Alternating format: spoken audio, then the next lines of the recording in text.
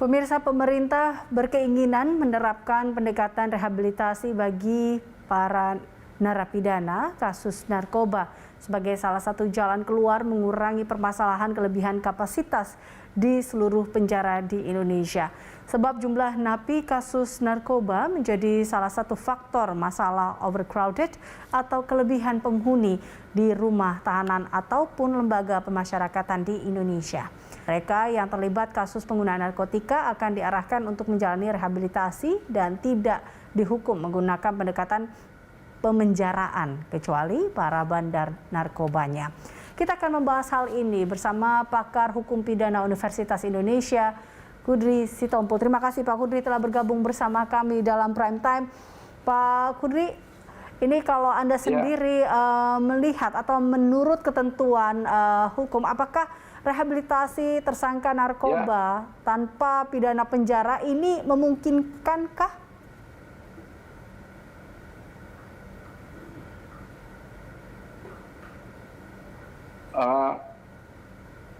Maaf, ini sinyalnya agak terganggu saya kira ya. Tapi saya setuju ya kalau yang terpidana yang pengguna itu segera direhabilitasi. Saya kira memang ini mengikuti tren di dunia ya, karena yang yang menggunakan ini sebenarnya adalah korban. Jadi saya kira tindakan atau policy yang dari pemerintah ya dalam hal ini lapas ya itu saya setuju. Tapi memang ini ada sedikit teknis ya, karena orang-orang yang dipidana karena pengguna ini kan karena dihukumnya itu adalah hukuman penjara ya. Jadi namanya walaupun dia pemasyarakatan tapi di dalam vonisnya itu adalah hukuman penjara. Jadi saya kira ini harus ada suatu jalan keluar. Mungkin ini ada keputusan presiden yang memberikan mungkin statusnya ini adalah semacam gerasi, tapi gerasinya itu dengan ketentuan bukan yang bersangkutan bebas, tapi direhabilitasi. Nah itu saya kira yang pertama. Yang kedua juga ini menyangkut biaya, ya kan? Ini saya kira jangan dijadikan alasan bahwa biaya untuk rehabilitasi ini terkendala. Tapi prinsipnya saya setuju bahwa dilakukan rehabilitasi dengan catatan tidak ada diskriminasi. Semua ya yang kena pasal yang menggunakan ya kan direhabilitasi. Nah itu saya kira ini komentar saya, Mbak Rizal. Ya, terkait dengan diskriminasi ini ataupun kita lihat mungkin kriterianya lah. Apa kriteria tersangka yang tak perlu dikenakan sanksi pidana penjara berdasarkan perspektif hukum pidana ini, Pak? Bila memang bisa direhabilitasi. Ya begini, ini ada dua hal ya. Pertama, orang yang sudah selesai ya difonis itu dikatakan yang telah mempunyai kekuatan yang berkekuatan tetap sehingga statusnya ini terpidana.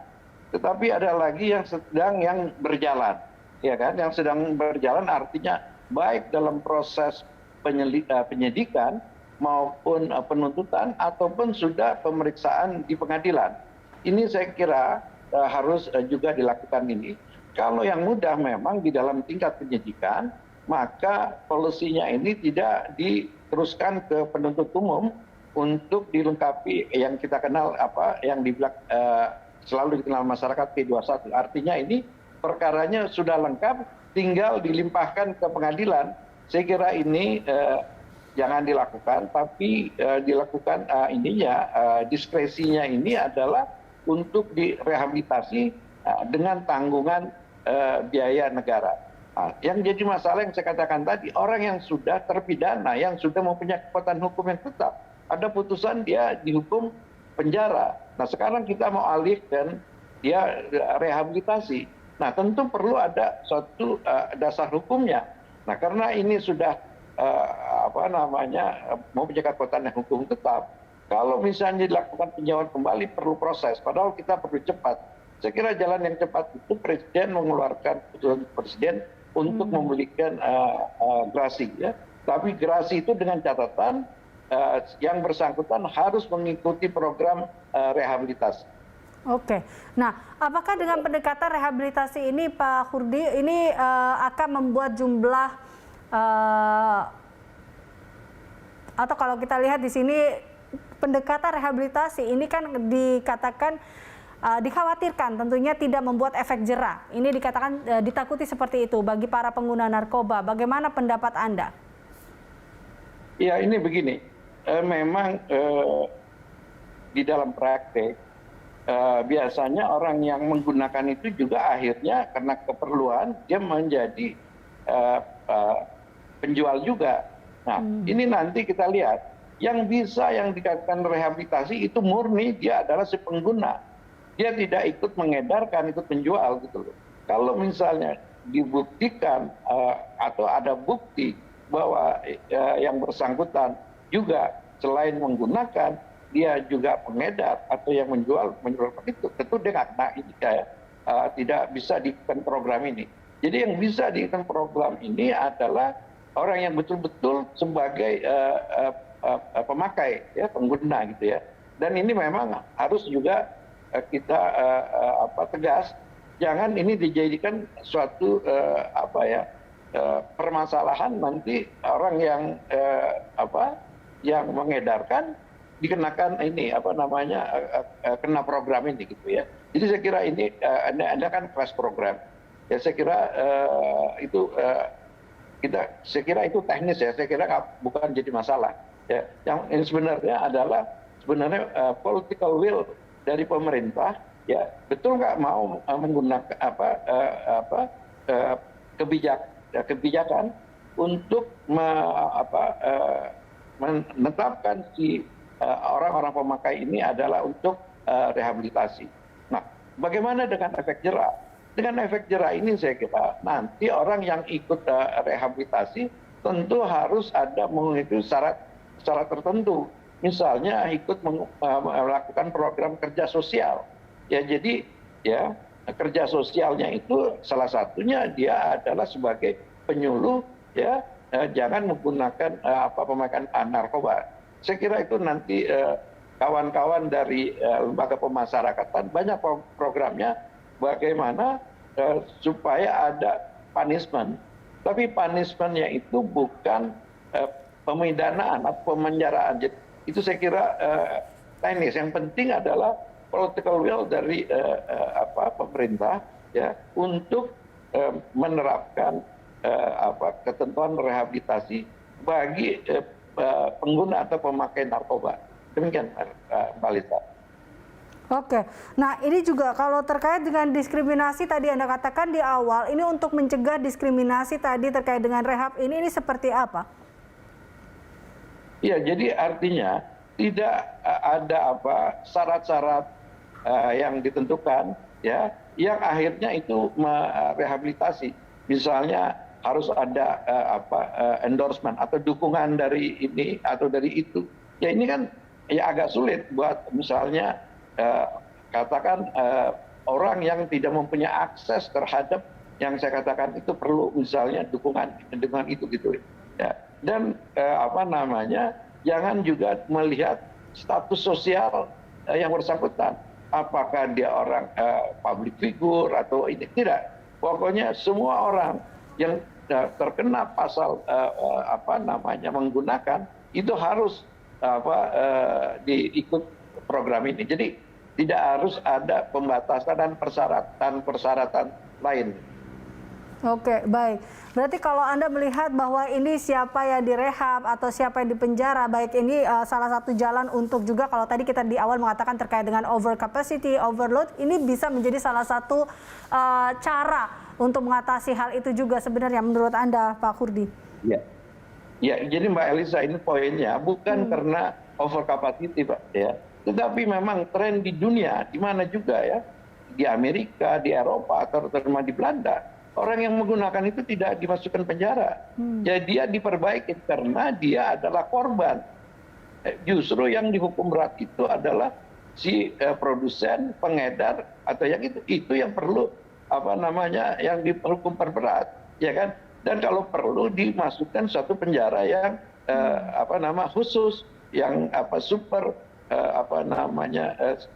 dengan super security, ya. Jadi dia itu di dalam level-level tingkatan-tingkatan lapas itu ada yang low security, middle security, top.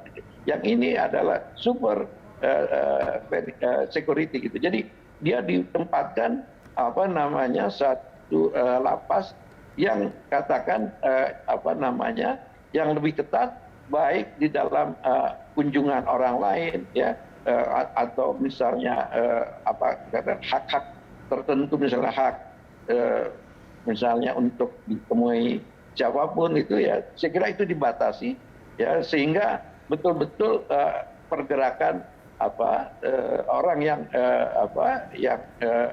dihukum karena memproduksi itu tidak bisa lagi dia berinteraksi, bahkan mengatur bisnis di luar.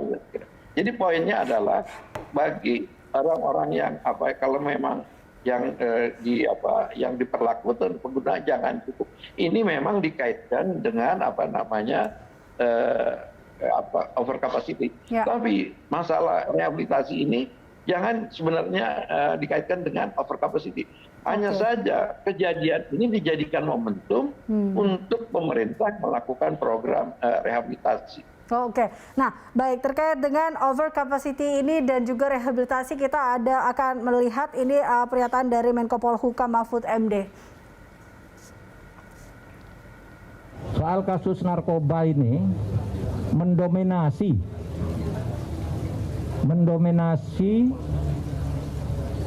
tingkat hunian lebih dari 50%. Apa yang terjadi di sini? Ternyata yang banyak di situ kasus narkoba itu adalah pengguna yang pada umumnya korban atau orang yang karena dalam banyak kasus itu terjebak. Bawa tas, ada orang masukkan barang ke sana, tangkap di sana. Itu banyak sekali. Ada orang dititipi karena ngerti tolong diantar ke sana, bawa kena masuk penjara juga. Sehingga tadi saya berdiskusi dengan Pak Menkumham, dari mana kita sih bicara yang orang yang oke lah, yang bandar-bandar itu jangan kita ini, tetaplah hukum sesuai vonis yang inkrah. Tapi yang korban-korban dan pengguna yang menjadi korban ini kita pikirkan apakah itu harus masuk lapas semua, apa tidak lebih bagus dengan selektif di direhabilitasi. Kan ada tuh sudah terbukti Anda. Ya, itu Pak Kurdi tadi pernyataan dari Mahfud MD Menko Polhukam terkait dengan yang memang 50% yang berada di lapas rata-rata adalah para napi narkoba, di mana diantaranya tadi ia menyinggung terkait dengan pengguna dan juga korban-korban lain dari narkoba ini yang memang terjebak, yang bisa sesungguhnya dialihkan dengan rehabilitasi. Tanggapan Anda terkait hal ini? Iya, saya setuju seperti saya katakan. Tapi misalnya dengan kaitan, misalnya ini agak bergeser ya dengan masalah ini. Artinya dengan over capacity ini, saya kira demi kemanusiaan, ya kan, supaya katakanlah para narapidana ini dibina dengan secara layak, saya kira bisa segera dialihkan kayak yang narapidana yang hampir habis masa tahanannya itu dipindahkan ke instansi-instansi Polri atau militer, ya kan, untuk disinikan. Saya kira karena instansi militer atau polisi itu, ya kan, mempunyai mekanisme yang seperti, misal kita tahu ya, Makobrimob itu dijadikan bisa dijadikan lapas gitu ya. Saya kira karena ini adalah crash program, jadi saya kira bisa diambil suatu program bagi tahanan-tahanan yang hampir habis masa tahanan dan akan mengikuti program asimilasi, segera saja limpahkan ke yang saya tersebutkan tadi. Demikian Mbak Alisa. Baik. Baik Pak Kurdi, terima kasih tentunya telah bergabung bersama kami dalam prime time kali ini. Pemirsa, demikian pakar hukum pidana Universitas Indonesia Kurdi Sitompul.